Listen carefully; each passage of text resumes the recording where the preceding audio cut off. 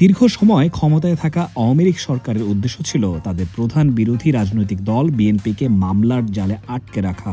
বিগত ১৫ বছরে মামলার জালে অক্টোপাসের মতো জড়িয়েছেন বিএনপির তৃণমূল থেকে শীর্ষ নেতারা, যার জন্য চাইলেও অনেক কিছু করতে পারেনি তারা। বছরের পর বছর দিনের আলো ফোটার পর হাজিরা দিতে হয়েছে আদালতে।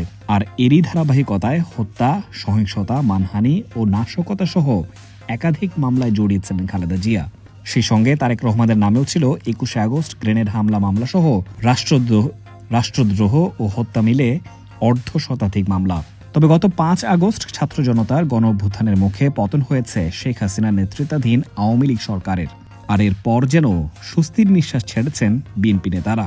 এখন সবাই তাকিয়ে আছে তারেক রহমান কবে দেশে ফিরবে। গোপন সূত্রে জানা যায় আগামী ২৫শে জানুয়ারি দেশে ফিরবেন তারেক।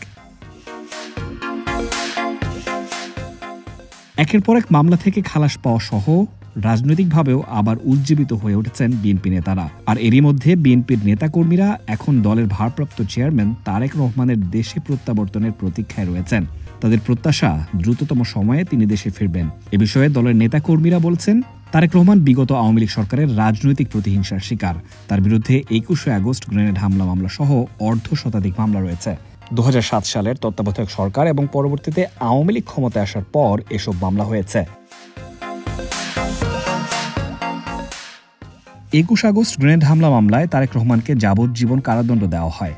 এছাড়া জিয়া অরফানেজ ট্রাস্ট দুর্নীতি মামলায় ১০ বছরের, জ্ঞাত আয় বহির্ভূত সম্পদের মামলায় ৯ বছরের কারাদণ্ড দেওয়া হয় তারেক রহমানকে।